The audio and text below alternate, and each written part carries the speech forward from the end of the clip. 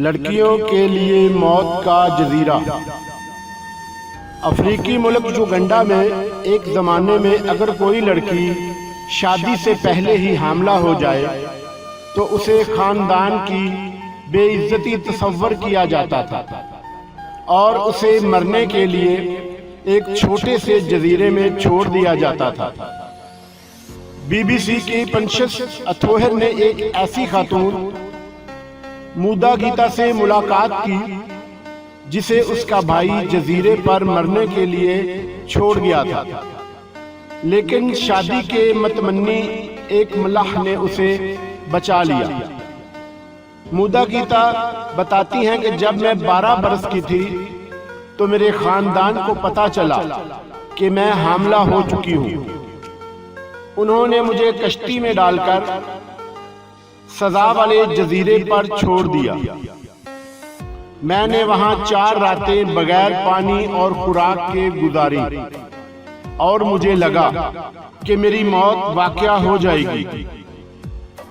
5वें रोज एक मलाह का वहां से गुजर हुआ तो उसने मुझसे कहा कि तुम मेरे साथ मेरे घर चलो। मुझे लगा कि वो मुझे धोखा देकर कश्ती में बिठा लेगा और फिर गहरे पानियों में फेंक देगा। जब मैं हचकिचाई तो उसने मुझे साफ साफ बता दिया कि वो मुझे अपनी बीवी बनाने के लिए बचा रहा है। मूदा गीता अब इस जजीरे से जहां उसे मरने के लिए छोड़ दिया गया था वहां कश्ती के सिर्फ 10 मिनट के सफर पर रहती हैं। उसकी उम्र 80 वर्ष के करीब है, लेकिन उनके पोते का ख्याल है कि उनकी उम्र 106 बरस है।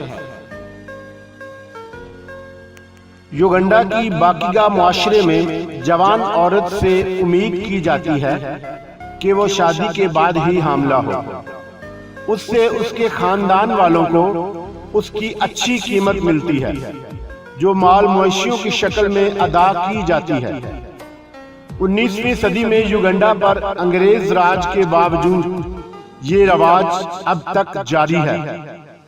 युगंडा में पुराने जमाने में औरतें तैरना नहीं जानती थी और अगर औरत इस जजीरे पर छोड़ दी जाए तो उसके पास 2 ही रास्ते थे, या तो वो पानी में छलांग लगाकर डूब जाए या फिर भूख प्यास से मरने के लिए तैयार रहे। लेकिन इस जजीरे पर सारी औरतें मरती नहीं थी। कुछ नौजवान जिनके पास बीवी खरीदने के लिए रकम नहीं होती थी वो इस जजीरे का चक्कर लगाते रहते थे और उन्हें कोई औरत मिल जाए तो उसे बचाकर उससे शादी कर लेते थे। मूदा गीता के इस बच्चे का क्या बना जो उसकी कोख में था जब उसे मौत जजीरे पर छोड़ा गया? इस सवाल का वादे जवाब नहीं देते, लेकिन इससे की बातों से अंदाजा लगाया जा सकता है कि उनका हमल गिरा दिया गया था।